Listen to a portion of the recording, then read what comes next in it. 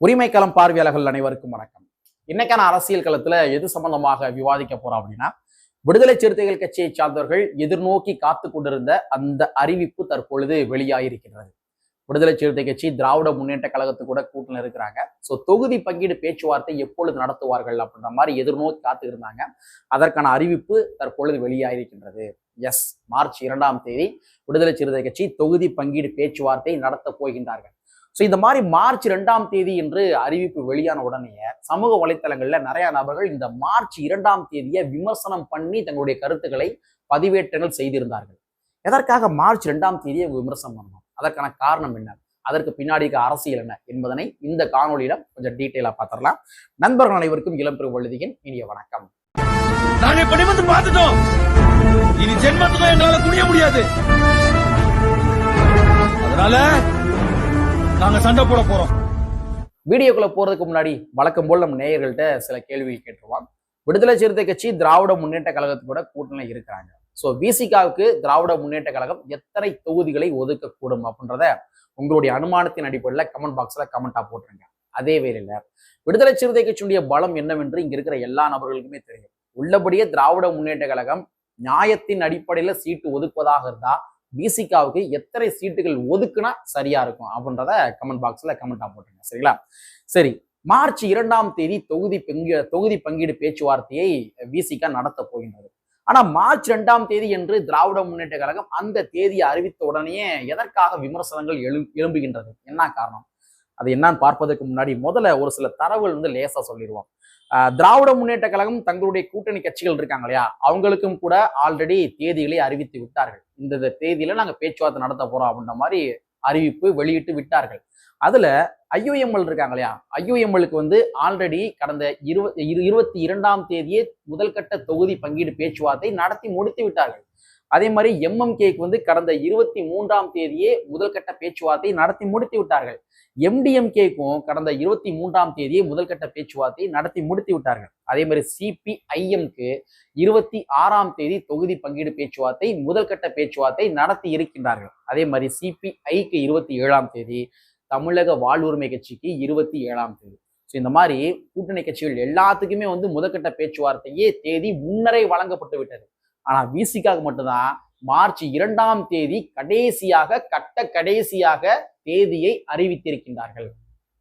ஏன் விசிகா கடைசி அறிவிச்சீங்க? இதுதான் சமூக வலைத்தளங்கள்ல மிகப்பெரிய பேசுபொருளாக மாறிக்கொண்டிருக்கின்றது. ஏன்பா மார்ச் 2ஆம் தேதி அறிவிச்சா என்ன? அதான் விசிகாவும் தேதி ஒதுக்கிட்டாங்களே அப்படின்னு கேட்குறீங்களா? என்ன காரணம் அப்படின்னா, சமூக வலைத்தளங்களில் விமர்சனம் எழும்புவதற்கு என்ன காரணம் அப்படின்னா, இப்போ ஒண்ணும் கிடையாது. விடுதலை சிறுத்தை கட்சி மார்ச் 2ஆம் தேதி தொகுதி பங்கீடு பேச்சுவார்த்தை நடத்த போறாங்க. அப்ப எங்களுக்கு இந்தந்த தொகுதிகள் வேணுங்க அப்படின்ற மாதிரி ஒரு பட்டியலை கொண்டு போய் எப்படியும் கொடுப்பாங்க. அப்ப திராவிட முன்னேற்ற கழகத்தினுடைய ஆட்கள் என்ன சொல்லக்கூடும்? வாங்க, ஆல்ரெடி நாங்க இந்த கட்சிகள் எல்லாத்துலயுமே ஏற்கனவே முதல்கட்ட பேச்சுவார்த்தையை நடத்தி முடிச்சிட்டோம். அப்ப அவங்க எல்லாருமே நீங்க கேட்கிற தொகுதிகள்ல சில தொகுதிகளை அவர்களும் கூட கேட்டிருக்கின்றார்கள். நாங்க அவங்களுக்கு அந்த தொகுதியை ஒதுக்குவதாக அவங்களுக்கு நாங்க ஒப்புதல் வாக்குமூலம் கொடுத்து விட்டோம். அவங்க கொடுத்தாங்களா கொடுக்க மாட்டாங்களா கொடுத்துருக்க மாட்டாங்கன்னு தெரியல. ஆனா இந்த மாதிரி கூட சொல்லக்கூடும். ஏன்னா விசிகா தங்களுடைய வெற்றி வாய்ப்புகள் எந்தெந்த தொகுதிகள்ல அதிகமா இருக்கும் அப்படின்ற மாதிரி ஆல்ரெடி அவங்க டேட்டாக்கள் எடுத்து பட்டியல் போட்டிருப்பாங்க. அப்ப அந்த பட்டியல் போய் கொடுப்பாங்க. அந்த பட்டியல் இருக்க தொகுதிகளை ஆல்ரெடி கம்யூனிஸ்ட் கேட்டிருந்தா, ஆல்ரெடி இன்னொரு கம்யூனிஸ்ட் கேட்டிருந்தா, ஆல்ரெடி இதர பின்ன கூட்டணி கட்சிகள் கேட்டிருந்தாங்க அப்படின்னா அப்ப சிக்கல் உண்டாகும் இல்லையா? அப்ப விசிகாவுக்கு என்ன பதில் கிடைக்கும்? வாங்க, உங்களுக்கு முன்னாடி பேச்சுவார்த்தைக்கு வந்த கட்சிகள் எல்லாத்துலயுமே நாங்க பேசுகின்ற பொழுது நீங்க கேட்ட அத்தனை தொகுதிகள்ல இந்தந்த தொகுதிகளை அவங்க ஆல்ரெடி கேட்டாங்க அப்படின்றப்ப எப்படி நாங்க உங்களுக்கு ஒதுக்க முடியும்? அதனால இந்த தொகுதியை நீங்க விட்டு கொடுத்துருங்க என்று பேசுவதற்கு கூட பாசிபிலிட்டிஸ் இருக்குது. விசிகாவுக்கு சில தொகுதிகள்ல அவங்க போட்டி போட்டா கண்டிப்பா வெற்றி பெற்றுருவாங்க அப்படின்ற மாதிரி ஒரு சாலிடான ஒரு ரீசன் இருக்கும். அந்த தொகுதியில போட்டி போட்டு அவங்க ஆல்ரெடி வெற்றி கூட பெற்றிருப்பாங்க. அப்ப அந்த தொகுதியை இதற்கு முந்தைய கட்சிகள் கேட்டிருந்தாங்கன்னா என்ன பண்ண முடியும்? அப்ப இந்த கான்ட்ராடிக்ஷன் உருவாகும். அப்ப விசிகாவுடைய வெற்றி வாய்ப்புகளை திட்டமிட்டே தடுப்பதற்காக, தேக்கமடைய வைப்பதற்காக, இல்லாட்டி மற்ற கட்சிகளுக்கு ஏற்கனவே வழங்கிவிட்டோம் என்று கூறுவதற்காக தான் மார்ச் 2ஆம் தேதி என்று கடைசியாக விடுதலை சிறுத்தை கட்சிக்கு தேதி ஒதுக்கி இருக்கின்றார்களா? இந்த மாதிரி சமூக வலைத்தளங்கள்ல ஒரு மிகப்பெரிய பேசுபொருள் போய்கொண்டிருக்கின்றது. பட் இருந்தாலும் இது எல்லாமே முதல்கட்ட பேச்சுவார்த்தைகள் தான். இரண்டாம் கட்ட பேச்சுவார்த்தைகள் எப்படி இருந்தாலும் மறுபடியும் நடத்தக்கூடும். அந்த இரண்டாம் கட்ட பேச்சுவார்த்தைகளும் கூட விசிகாவை முதல்ல கூட அழைக்கலாம். இந்த மாதிரி பல்வேறு வகையான விஷயங்கள் இன்னும் கூட நடக்கும். தேர்தலுக்கு இன்னும் நாட்கள் இருக்கின்றது. பட் இருந்தாலும் எதுவாக இருந்தாலும் பொறுத்திருந்து பார்ப்போம். பட் நம்முடைய பார்வையின் அடிவில் பார்க்கின்ற பொழுது விசிகாவை தான் ஃபர்ஸ்ட் அழைத்திருக்க வேண்டும். ஏன்னா விசிகா தான் திராவிட முன்னேற்ற கழகத்துக்கு அடுத்தபடியாக அந்த கட்சியை பலப்படுத்துகின்ற, அந்த கூட்டணியை பலப்படுத்துகின்ற ஒரு முக்கியமான கட்சி. விசிகா எங்க இருக்குதோ அந்த கூட்டணி வெற்றி பெறும் அப்படின்ற மாதிரி ஒரு பெர்செப்ஷன் இருக்குது. அப்ப விசிகாவை நீங்க ஒரு சேஃபரா வச்சிருக்கணும். விசிகாவுக்கு அவங்களை எந்த விதமான ஒரு மைண்டும் டைலூட் ஆக விடாம நீங்க பாதுகாக்க வேண்டியது திமுகவுடைய கடமை. அப்படிங்கிற பட்சத்துல மார்ச் 2ஆம் தேதி ஒதுக்கியது என்பது உள்ளபடியே ஏற்றுக்கொள்ள முடியாத ஒன்றுதான். சோ அதனாலதான் சமூக வலைத்தளங்கள்ல மிகப்பெரிய பேசுபொருள் உண்டாகி கொண்டிருக்கின்றது. சரிங்களா? சரி, இது இந்த மாதிரி ஒரு சினாரியோ இருக்குது. இந்த இடத்துல நாம முக்கியமா விவாதம் பண்ண வேண்டிய ஒரு முக்கியமான விடயம் இருக்குது. அது என்னவென்றால், விடுதலை சிறுத்தை கட்சிக்கு திராவிட முன்னேற்ற கழகம் எத்தனை தொகுதிகளை ஒதுக்கக்கூடும், எத்தனை ஒதுக்க போறோம்னு தெரியாது. அதை பத்தி நாம பேச போறது கிடையாது. பட் இருந்தாலும் திமுக தான் ஒரு சமூக நீதி கட்சி என்று இந்த தேர்தலில் நிரூபிக்க வேண்டிய கட்டாயத்தில் இருக்கின்றார்கள். கட்டாயத்தில் இருக்கிறாங்க. ஒண்ணும் கிடையாதுங்க. பீகார் எலெக்ஷன் எடுத்துங்க. பீகார் எலெக்ஷன்ல நிதிஷ்குமார் தலைமையில பாஜக, இதர பின்ன கட்சிகள், அதே மாதிரி சிராக் பாஸ்வான் இருக்கார் இல்லையா, சிராக் பாஸ்வான் உள்ளிட்ட எல்லாருமே சேர்ந்து தான் போட்டி போட்டாங்க. சிராக் பாஸ்வான் யாரு? சிராக் பாஸ்வான் பட்டியல் சமுதாய மக்களுடைய உரிமைகளுக்காக அந்த மாநிலத்துல களமாடக்கூடிய ஒரு கட்சி சிராக் பாஸ்வான். சோ சிராக் பாஸ்வான், பிஜேபி, அதே மாதிரி நிதிஷ்குமாருடைய கட்சி, இதர பின்ன கட்சிகள், இவங்க எல்லாரும் சேர்ந்து போட்டி போறாங்க. வெற்றியும் கூட பெறாங்க. சோ இதுல சிராக் பாஸ்வானுக்கு ஒதுக்கப்பட்ட தொகுதியில் எவ்வளவு பார்த்தோம்னா 28 தொகுதிகள். 28 தொகுதிகளை நிதிஷ்குமார் ஒதுக்குறாரு. ஒரு சனாதனம் பேசுகின்ற ஒரு மாநிலம், பிஜேபி என்று சொல்லப்படுகின்ற ஒரு தொல்லையை கூடிய வச்சிருக்கின்ற ஒரு கட்சி, அதே மாதிரி சமத்துவம் பேசாத ஒரு மாநிலம், பெரியாரியம் பேசாத ஒரு மாநிலம், அந்த மாநிலமே சிராக் பாஸ்வானுக்கு 28 தொகுதிகளை வழங்குகின்ற பொழுது தமிழ்நாட்டில் பட்டியல் சமுதாய மக்களுடைய உரிமைகளுக்காகவும் விளிம்பு நிலை மக்களுடைய உரிமைகளுக்காகவும் தொடர்ச்சியாக போராடி கொண்டிருக்கின்ற விடுதலை சிறுத்தை கட்சிக்கு திராவிட முன்னேற்ற கழகம் எத்தனை சீட்டுகள் ஒதுக்க வேண்டும்? அதிகபட்ச சீட்டுகளை ஒதுக்கி தான் ஒரு சமூக நீதி கட்சி என்று நிரூபிக்க வேண்டாமா திமுக? இங்க பீகார் பண்றானே, பீகார் பண்ணுகின்ற பொழுது நீ என்ன பண்றது, நீ என்ன சமூக நீதி காப்பாத்துற, நான் காப்பாத்துறேன் பாடுறா, நான் விசிகாக்கு இத்தனை சீட்டு கொடுக்குறேன் பாடுறா, விசிகா இத்தனத்துல வெற்றி பெற வைக்கிறேன் பாடுறா, நீ கொடுத்த விட நான் அதிகமா கொடுக்குறேன் பாடுறா என்று திராவிட முன்னேற்ற கழகம் தன்னுடைய பெரியாரியத்தை நிரூபிக்க வேண்டாமா, தன்னுடைய சமூக நீதியை நிரூபிக்க வேண்டாமா? ஆனா திமுக செய்யுமா அப்படின்றது தெரியல. சோ இதைத்தான் சொன்னேன். திமுக தான் ஒரு சமூக நீதி கட்சி என்று இந்த தேர்தலில் நிரூபிக்க வேண்டிய ஒரு கட்டாயத்தில் இருக்கின்றார்கள். பார்ப்போம், நிரூபிக்காம பார்ப்போம். ரெண்டாவது, இங்க நடுநிலை நக்கிகள் அப்படின்னு சொல்லி சில பேர் இருப்பாங்க.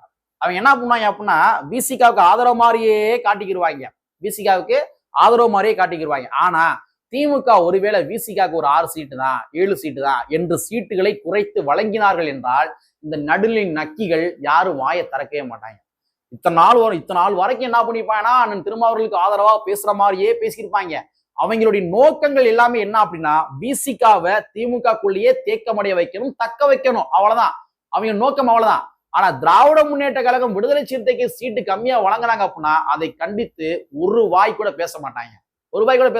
இதுதான் திமுக கொத்தடிமைகள். விசிகா என்று சொல்லப்படுகின்ற அந்த மாறு வேஷத்துல இருந்து கொண்டிருக்கின்ற திமுக கொத்தடிமைகள் இந்த தொகுதி பங்கீடு பேச்சுவார்த்தையின் போது விடுதலை சிறுத்தை கட்சி கம்மியான சீட்டு ஒதுக்குறாங்க அப்படின்னா கண்டிப்பா நம்மள வாயை திறக்க மாட்டாங்க. மாறா என்ன பண்ணுவாங்க தெரியுமா? பிஜேபி உள்ள பூந்துருங்க, அதனால அண்ணன் திருமா கொஞ்சம் காம்ப்ரமைஸ் பண்ணிக்கிறது நல்லதுங்க, இப்படிதான் சொல்லுவாங்க ஒழிய ஏன் திமுக காம்ப்ரமைஸ் பண்ணிக்கிட்டா பிஜேபி உள்ள விடக்கூடாது என்ற ஒரு கடமை, என்ற ஒரு உணர்வு இது விசிகாக மட்டும்தான் இருக்கணுமா? திமுக இருக்கிற கூட்டணி கட்சிகள் மட்டும் தான் இருக்கணுமா? கம்யூனிஸ்ட் மட்டும் தான் இருக்கணுமா? காங்கிரஸ் மட்டும் தான் இருக்கணுமா? இதர பின்ன இஸ்லாமிய அமைப்புகள் மட்டும் தான் இருக்கணுமா? இந்த உணர்வு என்பது, இந்த கடமை என்பது திமுக வேணாமா?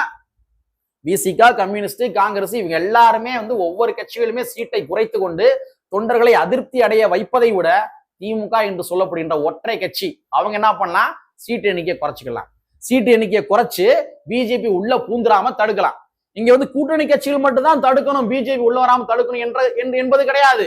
திமுகவும் செய்யலாம். ஆனா இந்த பேட்டர்ன் என்ன பண்ண தெரியுமா? தொடர்ச்சியா கூட்டணி கட்சிகள் கொஞ்சம் கம்மி பண்ணிக்கிறோம், ஏன்னா பிஜேபி உள்ள பூந்துரும், அந்த மாதிரி ஒரு இக்கட்டான சூழ்நிலை நம்ம இருந்து கொண்டிருக்கின்றோம், இந்த மாதிரி உருட்டுவாங்கள ஒழிய திமுக சீட் எண்ணிக்கை குறைத்துக் கொள்ள வேண்டுமா அப்படின்னு சொல்லி உருட்டவே மாட்டாங்க. சரி, இவங்களுடைய நோக்கம்ல என்ன பார்த்தோம்னா மைண்ட் மேனிபுலேட் பண்றது, அவ்வளவுதான். ஒரு திமுகவுக்கு ஆதரவான ஒரு நிலைப்பாடை மக்கள் மத்தியில் உருவாக்கணும். அதே வேளையில என்ன பண்ணணும்னா தொகுதி பங்கீடு பேச்சுவார்த்தையில கூட்டணி கட்சிகள் அதிக சீட்டு கேட்டாலும் கூட ஒரு பெர்செப்ஷன் கிரியேட் பண்றது. இங்க வாங்க பிஜேபி உள்ள வந்துருங்க, அப்படியே உருட்டி அந்த பெர்செப்ஷன் கிரியேட் பண்றது. இதற்காக மட்டும்தான் இங்க இருக்கிற வாடகை வாய்கள் வேலை பார்த்து கொண்டிருக்கின்றதே தவிர உள்ளபடியே சமூக நீதியை காப்பாற்றுவதற்கு அந்த வாடகை வாய்கள் வாயை திறப்பது கிடையாது. உள்ளபடியே அந்த வாடகை வாய்கள் சமூக நீதியை காக்க வேண்டும், அண்ணன் திருமாவர்களுக்கு அதிக சீட்டு எண்ணிக்கை வேண்டும் என்றால் தொகுதி பங்கீடு பேச்சுவார்த்தையின் போது மார்ச் 2ஆம் தேதி அன்று திராவிட முன்னேற்ற கழகம், விடுதலை சிறுத்தை கட்சி கம்மியான சீட்டு வழங்கினாங்க அப்படின்னா உள்ளபடியே திமுக கண்டிச்சு பதிவு போடுவாங்க.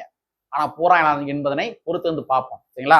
சோ இந்த மாதிரிதான் தமிழ்நாட்டின் அரசியல் களம் போய் கொண்டிருக்கின்றது. சோ அரசியல் நெருங்க எது வேண்டுமானாலும் எப்பொழுது வேண்டுமானாலும் என்ன நடக்கலாம் என்பதனை கூறிக்கொண்டு கற்பி ஒன்று சேர் புரட்சி செய்யும் புரட்சியாளர் அம்பேத்கருடைய வரியை கூறிக்கொண்டு நிறைவு செய்கின்றேன். நன்றி, வணக்கம்.